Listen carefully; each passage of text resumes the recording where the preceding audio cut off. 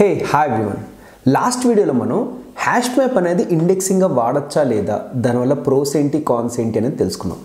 ఈ వీడియోలో మనం బీ-ట్రీ అనేది MySQLలో ఇండెక్సింగ్గా వాడచ్చా లేదా, లేకపోతే బీ-ట్రీ కన్నా ఏమైనా ఆటోమేటిక్ స్ట్రక్చర్ ఉందా లేదా అనే పాయింట్స్ గురించి డిస్కస్ చేద్దాం. వీడియో స్టార్ట్ చేసే ముందు జస్ట్ రిమైండ్ ఏంటంటే, I'm not going to explain everything in detail, but ఆ డీటెయిల్లోకి ఎలా వెళ్ళాలి అనే కాన్సెప్ట్ మీద మాత్రం డిస్కస్ చేస్తాను, so that you can pick from that. B tree గురించి మనందరికీ ఐడియా ఉంటుంది. ఐడియా లేకపోతే ఒక బేసిక్ రఫ్ ఇంట్రడక్షన్ అయితే నేను ఇస్తాను. ఓకే, లెట్స్ సే మీకు ఇక్కడ కనిపిస్తుంది ఒక శాంపుల్ బీ-ట్రీ. బీ-ట్రీలోని ఇంపార్టెంట్గా 2 థింగ్స్ ఉంటాయి. ఒకటి నోడ్ అనే కాన్సెప్ట్ ఉంటుంది. ఇక్కడ మీరు కనిపిస్తుంది ప్రతిదీ ఒక నోడ్ అనమాట. ఇదొక నోడ్, ఇదొక నోడ్, ఇదొక నోడ్, ఇదొక నోడ్. నోడ్లో ఎన్ని కీస్ ఉండొచ్చు, కీస్ అంటే దాంట్లో ఎన్ని ఎలిమెంట్స్ పెట్టుకోవచ్చు అనేది ఒక కన్స్ట్రక్ట్. బీ-ట్రీ యొక్క పారామీటర్స్ చెప్పాలి అంటే, ఫర్ ఎగ్జాంపుల్ జస్ట్ లైక్ ఒక మనిషి అంటే హైట్ వెయిట్ ఎలా చెప్తాం, బీ-ట్రీ గురించి చెప్పాలంటే నోడ్లో ఎన్ని కీస్ వరకు పెట్టుకోవచ్చు అనేది ఒక పారామీటర్. సెకండ్ థింగ్ ఏంటంటే దాని హైట్ ఎంత, ఆ బీ-ట్రీ యొక్క హైట్ ఎంత అనేది ఇంకోటి థింగ్. ఫర్ ఎగ్జాంపుల్ ఇక్కడ మీరు చూసారనుకోండి, ఇక్కడ హైట్ ఒకటే ఉంది, ఒక నోడ్కి చాలా చైల్డ్స్ ఉన్నాయి.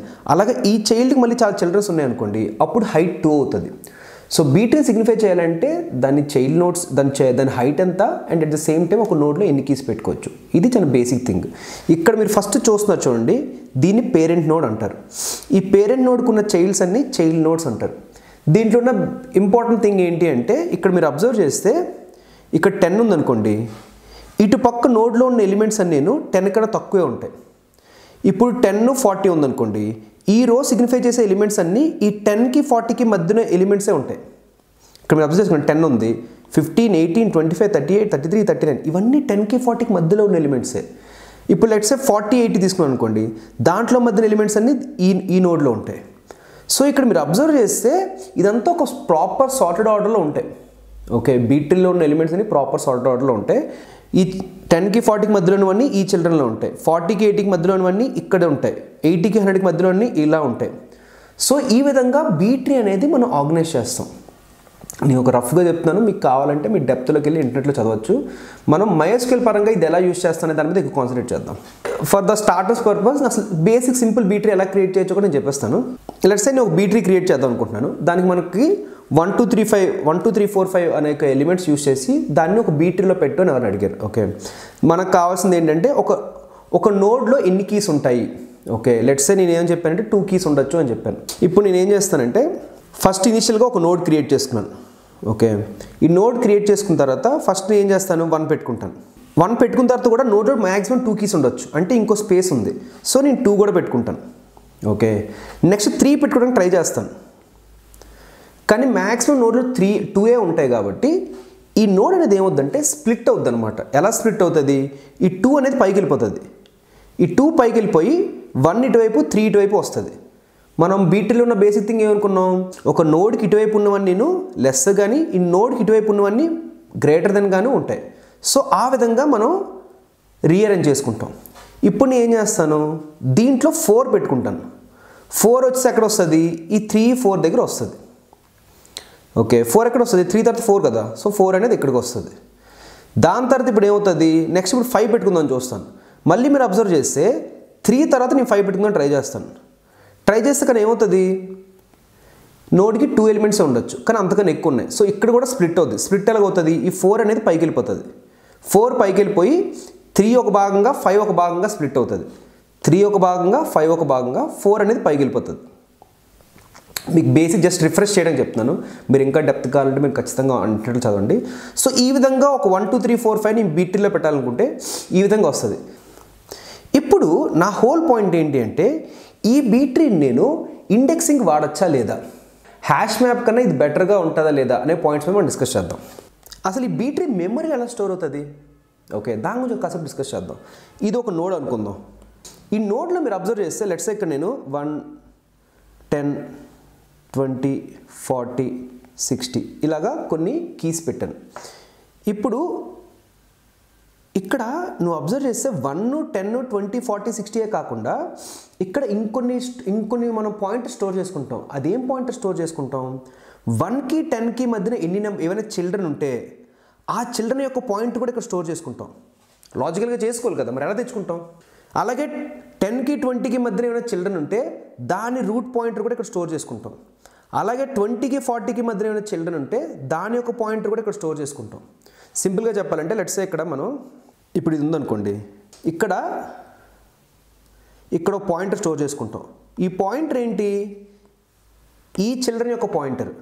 అలాగే 10 to 40 మధ్యన ఇంకో పాయింటర్ స్టోర్ చేసుకుంటాం. ఆ పాయింటర్ ఏంటి? దీని పాయింటర్. 40కి 80కి మధ్యన కూడా పాయింటర్ స్టోర్ చేసుకుంటాం. పాయింటర్ అంటే తెలుసు కదా మీ అందరికీ, తెలుసు అనుకుంటాం. 40కి 80కి మధ్యన మళ్ళీ ఇంకో పాయింటర్ స్టోర్ చేసుకుంటాం. అది దీని యొక్క పాయింటర్. సో ఒక నోడ్ని నువ్వు ఎక్కడైనా స్టోర్ చేయాలి అనుకుంటే నోడ్ కీస్ని స్టోర్ చేసుకుంటాం. అట్ ద సేమ్ టైము ఈ కీస్ మధ్యన ఉన్న చిల్డ్రన్ యొక్క పాయింటర్స్ కూడా స్టోర్ చేసుకుంటాం. సో ఈ ఓవరాల్గా మనం స్టోర్ చేసుకుంటాం.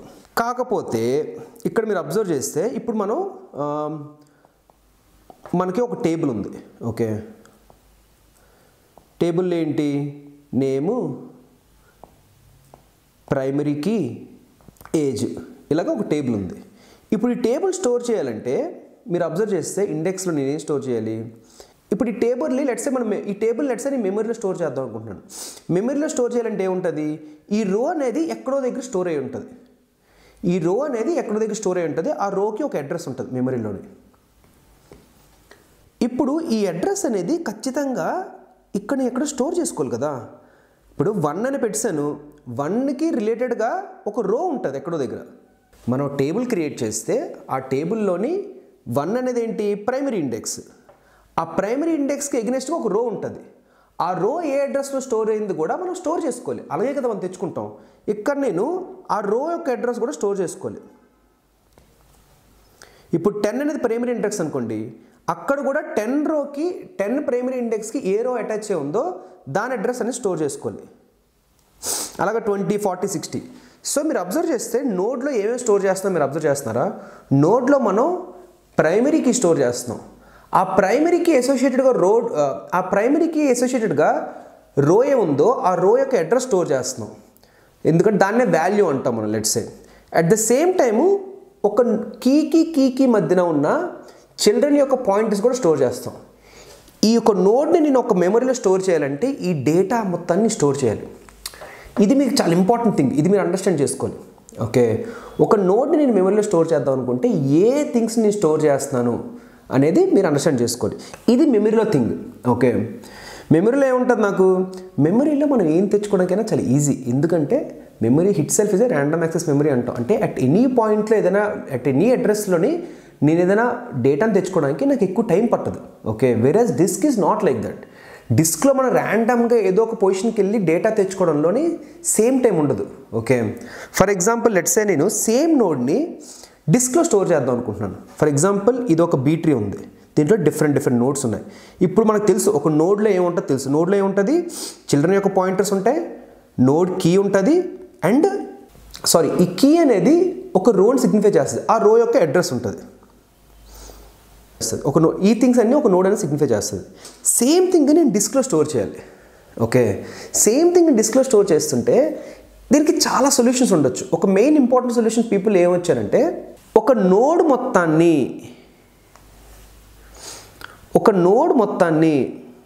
ఇది ఒక డిస్క్ అనుకుందాం అనుకోండి. ఈ డిస్క్లో మనకి ఏముంటుంది? ఒక బ్లాక్స్ ఉంటాయి, సెక్టర్స్, బ్లాక్స్ ఇలా ఉంటాయి.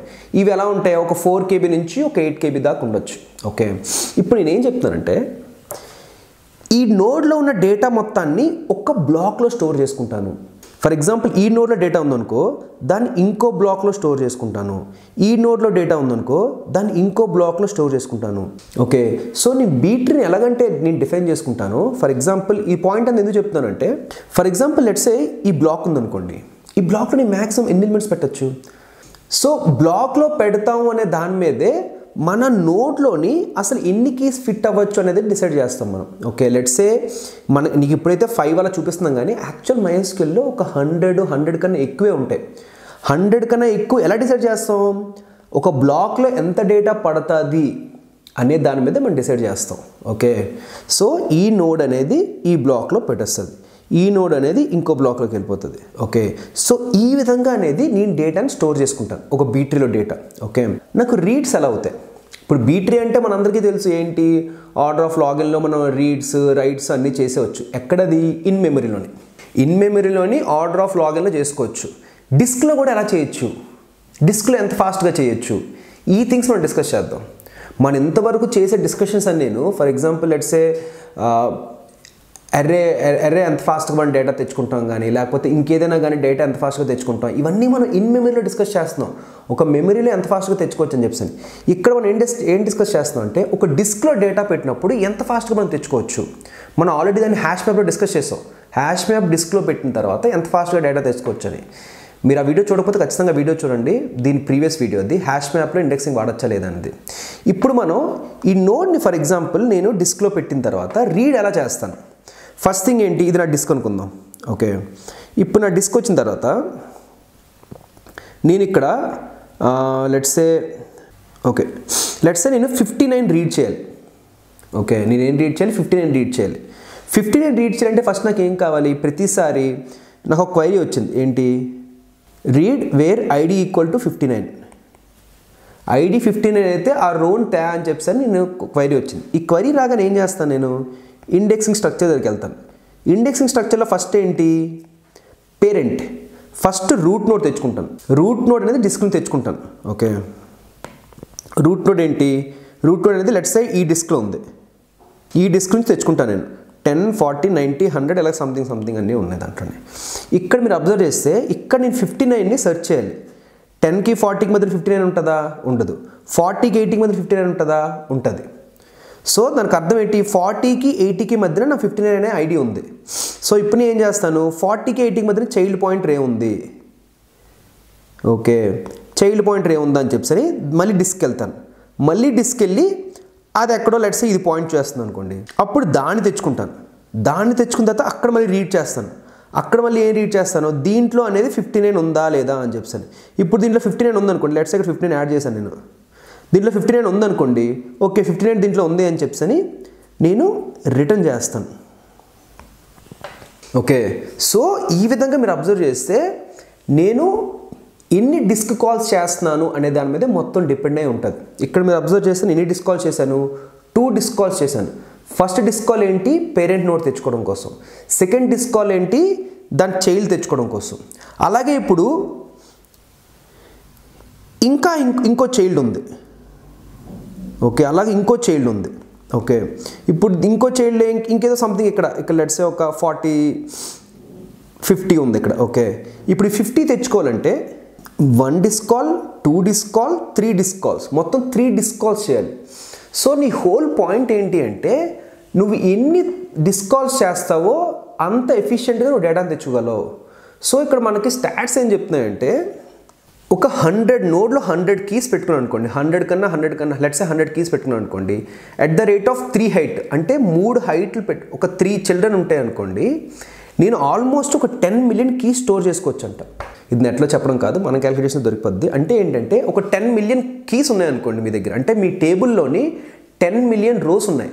ఆ 10 మిలియన్ రోస్లోని మీరు ఏ రో తేవాలనుకున్నా 3 డిస్క్ కాల్స్ తేవచ్చు maximum.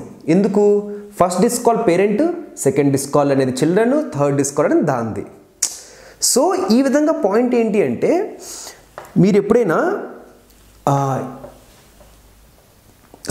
Me index, so the whole concept బీట్రీలో ఏంటి అంటే ఎన్ని చిల్డ్రన్ డిస్క్ కాల్స్ అవుతున్నాయి అనేది హోల్ పాయింట్. ఇప్పుడు ఒక 10 అయిపోయి అనుకోండి, చాలా ఎక్కువ. ఒక రోన్ తెచ్చుకోవడానికి 10 డిస్క్ కాల్స్ చాలా ఎక్కువ. సో మీరు డిస్క్ కాల్స్ మినిమైజ్ చేయాలి. That's the whole point of the indexing. నువ్వు ఎన్ని తక్కువ డిస్క్ కాల్స్ అయితే అంత ఫాస్ట్గా డేటా వస్తుంది.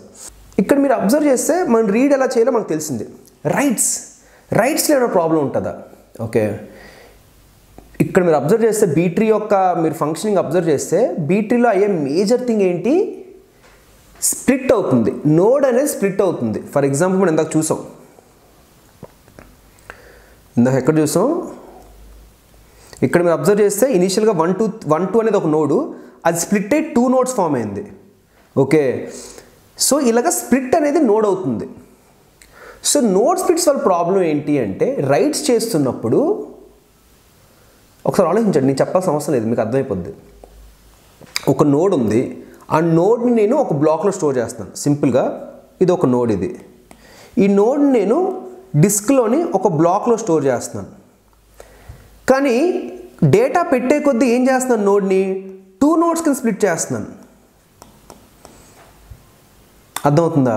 అంటే ఏమవుతుందంటే నేను డేటాను ఓవర్ రైట్ చేస్తున్నాను. ముందు ఒక్క బ్లాక్లో ఉండాల్సింది ఇప్పుడు 2 బ్లాక్లోకి వెళ్తుంది.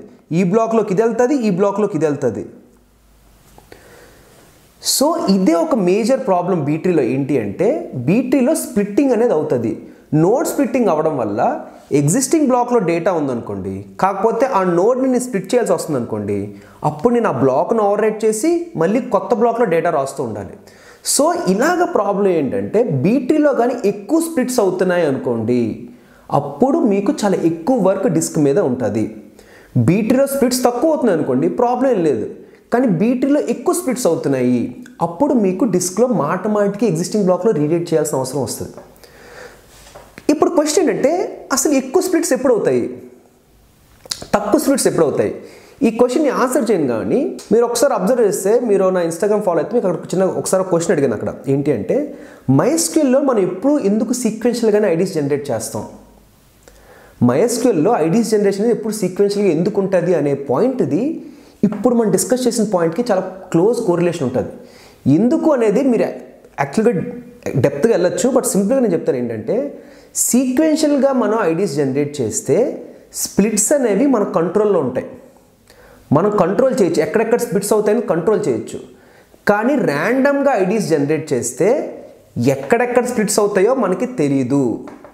సో అందుకు సీక్వెన్షియల్గా ఐడీస్ జనరేట్ చేయడానికి MySQL ప్రిఫర్ చేస్తుంది.